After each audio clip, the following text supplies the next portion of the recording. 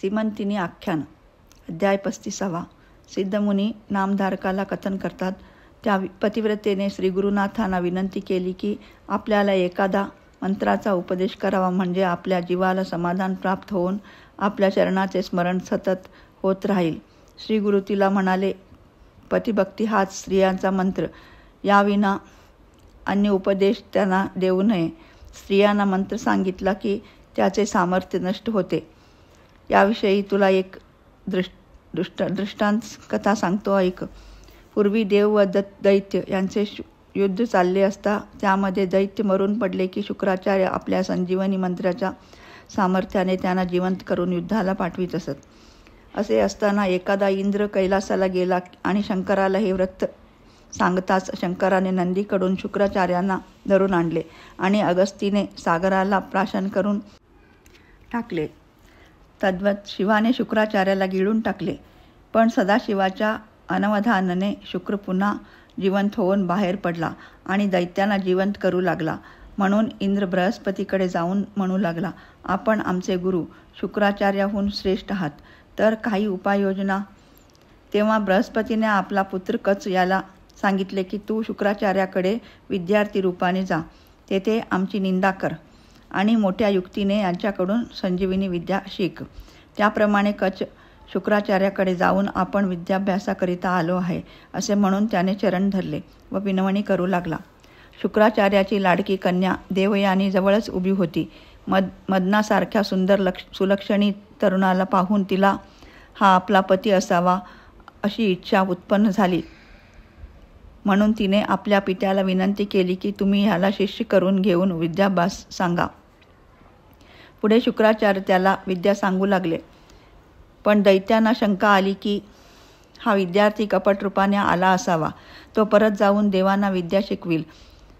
म्हणून एके दिवशी कच समिधा आणण्याकरिता रानात गेला असता दैत्यांनी त्याला मारून टाकले. बराच वेळ तो परतून आला नाही. तेव्हा देवयानीने हट्ट धरून पित्याला सांगितले की कच परत येईपर्यंत आपण अन्न ग्रहण करणार नाही. तत्काळ शुक्राचार्यांनी मंत्र जपून कचाला घरी आणले. पुढे दैत्य अधिकच द्वेष करू लागले. काही दिवसांनी दैत्यांनी रानामध्ये कचाचे तुकडे तुकडे मारून करून ते 10 दिशांना विस्कटून टाकले होते. कचाला घरी येण्याला विलंब झालेला पाहून देवयानी पित्याला म्हणाली, त्याला जर घरी आणले नाही तर मी विष खाऊन प्राण देईन. तिचा शोक पाहून शुक्राचार्यांनी संजीवनी मंत्र जपला आणि कचाला घरी आणले. दैत्याने मनात विचार केला की गुरुकन्येच्या प्रेमामुळे कच पुन्हा जिवंत होतो, म्हणून त्याने युक्ती योजली. एकादशीच्या दिवशी त्याने कचाला नेऊन रानात ठार मारला आणि त्याला जाळून ती राख मध्यामध्ये मिसळून ते मध शुक्राचार्यांना पिण्यास दिले. बराच वेळ कचाची वाट पाहून देवयानीने आक्रोश आरंभिला. आपल्या ज्ञानदृष्टीने शुक्राचार्यांनी कचाला सर्वत्र शोधून पाहिले, त्रिभुवन ढुंडाळले, पण तो आपल्याच देहांत आहे असे पाहून कन्येला ते सांगू लागले. कन्ये, कच माझ्या उदरात आहे हे निश्चित. त्याला जिवंत करायचा म्हणजे मला मृत्यू येणार. मग तुझी काय इच्छा आहे? तिने उत्तर केले, कच माझ्या पती व्हावा असा मी संकल्प केला आहे. म्हणून त्याला जर तुम्ही जिवंत केला नाही तर मी प्राण देईन. तुम्ही संजीवनी मंत्र मला शिकवा, म्हणजे कचाला जिवंत करताना तुम्हाला मृत्यू झाला असता मी निश्चयाने तुम्हाला वाचवीन. कच जिवंत झाला पाहिजे. शुक्राचार्य कन्येला म्हणाले, बाळा, स्त्रियांना मंत्र सांगितला असता फार दोष लागतो व मंत्राचेही सामर्थ्य नष्ट होते. शिवाय तुला मंत्र शिकविला म्हणजे तो षटकर्णी होईल. ते हे ऐकून तिला मूर्छा आली. तिला उठवून शुक्राचार्यांनी संजीवनी मंत्र तिला सांगितला. पोटातल्या कचाने तो ऐकला. साहजिकच मंत्र षटकर्णी झाला. सदृश पाहता कच गुरुच्या पोटात शिरून विद्या शिकला. शुक्राचार्याच्या पोटातून जिवंत होऊन कच बाहेर आला. देवयानीनेही हे मंत्र जपून पित्याला उठविले. 3 वेळा मंत्र जपल्याने कचाने तो पाठ केला. त्याने कार्य साधले. शुक्राचार्यांना नमस्कार करून त्याने आपल्या घरी जाण्याविषयी त्यांचा निरोप घेतला आणि चालू लागला. तेव्हा त्याचा पदर धरून अडवून देवयानी म्हणाली, तू माझ्या पित्याजवळ विद्या शिकलास, तुझ्यावर माझे प्रेम होते, म्हणून मी तुला 3 वेळा वाचविले. आता तू मला वरले पाहिजेच. कच म्हणाला, गुरुकन्या म्हणजे भगिनी आणि तू मला जन्म दिलास म्हणजे माझ्या मातेसमान आहेस. मग मी तुला कसा वरू? देवयानी रागाने म्हणाले, तुझी विद्या व्यर्थ होईल. तू तत्काळ विद्या विसरून जाशील. मला का व्यर्थ शाप देतेस? तुझ्या पित्याने तुला विद्या शिकविली म्हणून यापुढे मंत्र चालणार नाही आणि तुलाही ब्राह्मणपती मिळणार नाही. असे बोलून कच इंद्रभुवनाला निघून गेला आणि इकडे संजीवनी मंत्र अपात्र झाला म्हणून दैत्याचा नाश होऊ लागला. अशी कथा सांगून झाल्यावर श्री गुरु त्या सतीला म्हणाले, स्त्रियांना पतिसेवा हाच महामंत्र असून त्यांनी पतीची आज्ञा व्रतोपवास करावेत हेच योग्य असते. यावर सती सावित्री श्री गुरुचे चरण धरून म्हणाली, मला एखादे व्रत सांगा. श्री गुरु व्रतासंबंधी एक इतिहास कथा सांगू लागले. ती कथा अत्यंत भक्तिपूर्वक ते दंपती ऐकत बसले. पूर्वयुगामध्ये एक धर्मात्मा राजा होऊन गेला.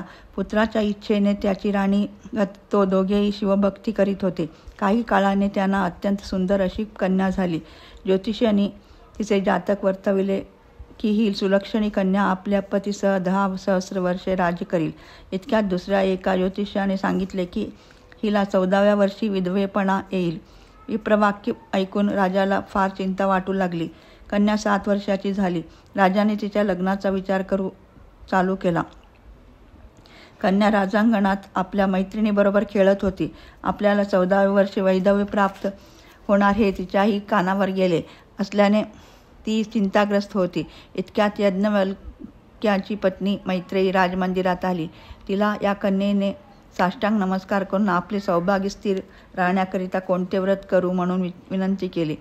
मैत्रेयीने सांगितले की तू यथासांग शिवाची पूजा करीत जा आणि सोमवार व्रत नेमाने आचरण करीत जा. याप्रमाणे त्या श्रीमंतिनी नावाच्या राजकन्येने सोमवार व्रत निश्चयपूर्वक आचरण्याला आरंभ केला. जसे प्राक्तन असेल तसे घडणार असे मनाचे समाधान करून राजाने तिच्या विवाहाची सिद्धता केली. नळदमयंती यांच्या वंशातील चित्रांगद नावाच्या राजकुमाराशी तिचे लग्न मोठ्या थाटाने केले. सर्व वऱ्हाड परत गेले. पण राजाने जामाताला मोठ्या कौतुकाने काही दिवस आपल्याजवळ ठेवून घेतले. पुढे एके दिवशी जामात कालिंदी नदीमध्ये जलक्रीडेला गेला असता पोहता पोहता जलामध्ये बुडाला. दिसेनासा झाला. ही वार्ता ऐकून राजा दुःखाने मूर्छित पडला. सीमंतिनीच्या शोकाला तर सीमाच राहिली नाही. आपण केलेले शिवव्रत व्यर्थ झाले. शिवभक्तीची पूजा निरर्थक झाली. असा प्रलाप करीत सीमंतिनीने गंगा प्रवेश करून सती जाण्याचा निश्चय केला. मंत्री पुरोहितांनी सांगितले की पतीचे प्रेत सापडल्याविना सती जाता येता नाही. होणार गती ब्रह्मदेवालाही चुकत नाही. राजाने सीमंतिनीचे निधारण करून तिला राजमंदिरात परत नेले. चित्रसेनाचे मातापिताही दुःखात बुडून गेले होते. पुत्र शोकामुळे त्याचे राज्य व्यापाराकडे दुर्लक्ष झालेले पाहून शत्रूंनी त्याचे राज्य हिरावून घेतले. सीमंतिनीने सोमवार उपवासाचे व्रत व शिवपूजा मोठा निष्ठेने चालू केले. इकडे पाण्यात बुडालेल्या राजकुमाराला नागकन्याचे अमृत पाजवून सावध करून तक्षकापाशी नेले. पाताळ नगरीमध्ये पन्नगनाथ तक्षक आपल्या सभेमध्ये बसले होते. त्याच्या पुढे राजकुमार जाताच त्याने साष्टांग नमस्कार केला व आपले पूर्वव्रत सांगताच तक्षकाने याला अभयवचन देऊन विचारले, तुम्ही कोणत्या दैवताची पूजा करीत असता? आम्ही शंकराची पूजा करतो. असे कुमाराचे वचन ऐकून तक्षकाला संतोष झाला व त्याने त्या राजकुमाराला आपले राज्य देऊ केले. तेव्हा राजकुमार म्हणाला, मी माझ्या पित्याला एकटाच पुत्र आहे. माझे नुकतेच लग्न झाले आहे. मी नदीत बुडालो हे समजून माझे मातापिता दुःख करीत असतील. माझी पत्नी तर प्राणत्याग करील. आपल्या दर्शनाने मी पावन झालो आहे. आता मला परत जाऊ द्या. तक्षकाने कुमाराला अमृत पाजले व त्याला नाना प्रकारची रत्ने, वस्त्राभूषणे इत्यादी देऊन अत्यंत वेगवान अशा अश्वावरून त्याची पाठवणी केली. त्याच्यासोबत आपल्या कुमारालाही पाठवले आणि तो क्षणामध्ये जेथे बुडाला होता त्या नदी तटाकावर येऊन उभा राहिला. त्या दिवशी सोमवार होता. सीमंतीने आपल्या मैत्रिणीसह नदीत स्नानाला आली होती. तिने या कुमाराकडे पाहताच तिला आपल्या पतीच्या स्वरूपाचे सदृश्य दिसू लागले. त्यानेही तिला आपली प्राणेश्वरी म्हणून ओळखले, पण तिच्या कंठात मंगळसूत्र नाही, कपाळी हळदी कुंकू नाही, म्हणून त्याचे चित्त व्याकुळ झाले. तो तिच्याजवळ गेला तेव्हा तिच्या मैत्रिणीने सर्व व्रत सांगितले. तेव्हा ती श्रीमंतिनी आहे अशी त्याची खात्री पटून त्याने तिला एकांती सांगितले की मी तुझ्या व्रताराला पाहिले आहे, चिंता करू नकोस. तो माझा मित्र आहे, तो तुला 3 दिवसात भेटेल. हाच आपला पती अशी तिला त्याच्या कोमल स्पर्शावरून व मधुर आवाजावरून खात्री पटली. श्रीमंतिनीचा निरोप घेऊन तो अश्वावर आरूढ होऊन निघून गेला. आपल्या राजधानीत येऊन त्याने आपल्या मातापित्याची शत्रूपासून मुक्तता केली. शत्रूचा पराभव करून आपल्या पित्याला राजसिंहासनावर बसविले. नगर शृंगारून महोत्साद केला. पुढे इंद्रसेन राजाचे चित्रवर्मा राजाला दूत पाठवून शुभवार्ता कळविली. चित्रांगद राजा मोठ्या सैन्यासह आला. श्रीमंतिनीचे त्याची भेट झाली आणि पुढे त्यांचा वैभव संपवून वैवाहिक जीवनाला प्रारंभ झाला.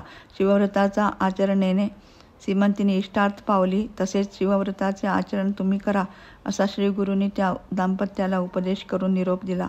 सिद्धमुनी म्हणतात, श्रीगुरूच्या मुखातून ऐकलेले हे आख्यान मनोकामना पूर्ण करणारे आहे. अध्याय 35 समाप्त. श्री गुरु दत्तात्रेयार्पणमस्तु. शुभम भवतु.